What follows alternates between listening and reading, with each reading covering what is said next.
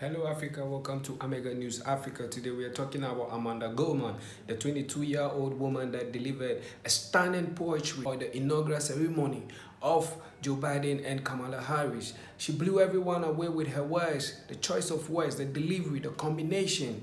And she has been speaking to CNN on her preparation, how she prepared, how she chose her words. She even revealed that in the process of choosing her words, she has to go to Twitter and look for some words on Twitter, some tweets from fans, some tweets from normal people that she had to put together. Let's hear from her as she spoke to CNN. That I needed to write, it was the type of poem that the country and the world needed to hear. Images from January 6th that were kind of foremost in your mind, or was it just the totality of the horror of the insurrection?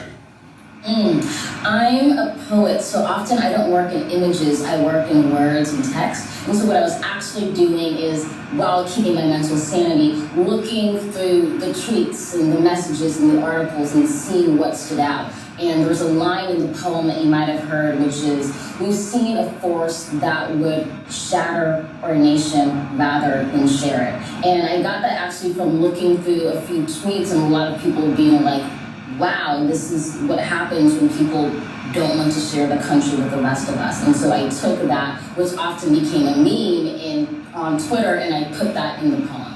It's so interesting to me that you're not thinking visual, that it's not the images that motivate you, it's the text, the words that you come across. Right. To me, words matter, and I think that's kind of what made this inauguration that much more sentimental and special. We've seen over the past few years the ways in which the power of words has been violated and misappropriated. And what I wanted to do is to kind of reclaim poetry as that site in which we can re-purify, re-sanctify not only the Capitol building that we saw violated, but the power of words, and to invest that in kind of the highest office of the land.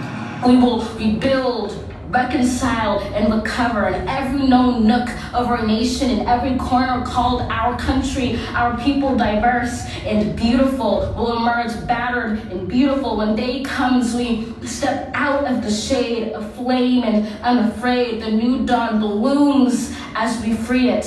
For there is always light, if only we're brave enough to see it, if only we're brave enough to be it. I got shivers when you said that. I mean, that is what it takes, isn't it? It's bravery. It takes bravery to see it and to be that light. You know, I'm so grateful you brought up the last line. It's something that I've been seeing a lot of people repeat. And to be honest, I was concerned of whether I should include that last line of be it at all. I was kind of deliberating between see it, be it, free it. And then I said, you know what, we need all of these things at once. We need that cacophony. We need to realize that hope isn't something that we ask of others. It's something that we have to demand from ourselves. And that's what I wanted the poem to end on. I had a form of dyslexia as a child and a kind of a minor speech issue, so slight little stutter. And Joe Biden has talked about this. I read that you had some form of a speech impediment or may still have, which is obviously something you would have in common with President Biden. He's talked often about overcoming it, and I understand that you use writing to cope with it, to share your voice that way. Can you talk about that a little bit? Yeah, I'm proud to be in the speech difficulty club with you and President Biden and also Maya Angelou. You know, growing up, I had a speech impediment, and for me, it wasn't stutter.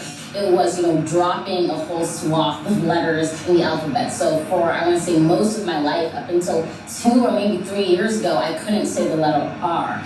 Even to this day, sometimes I struggle with it, which is difficult when you have a poem in which you say rise like 5 times. I understand you have a mantra that you say before every reading you give. Can you reveal what that is?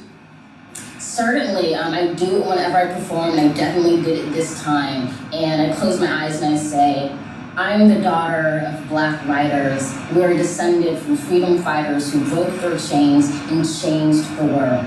They come. Hillary Clinton tweeted a picture of you from the inauguration today saying, wasn't at the Amanda Gorman's poem just stunning? She's promised to run for president in 2036, and I, for one, can't wait. President Gorman has a nice ring to it, doesn't it? Yes, it does. Madam President Gorman, I like the sound of that. Welcome back. So that is Amanda Coleman and the magic that she did at the inaugural ceremony of Joe Biden and Kamala Harris. That, I mean, she did marvelously well. She put out her best. Or in this period in the United States of America, where a lot of people are seeing it to be a difficult time. Powerful words like what she did, what Amanda Coleman did, can unite people, can bring about peace, can bring about hope in the next generation. And already she's trending on Twitter. People are advocating that she should go for president in 2036. And to the extent that the former First Lady Hillary Clinton tweeted that she is hopeful that Amanda Coleman can go for presidency in 2036. Isn't this marvelous? Visit our website. We have a lot of news for you. Visit all our social media platforms, YouTube, Twitter, Instagram, Facebook, for more information and for more news items. Thank you.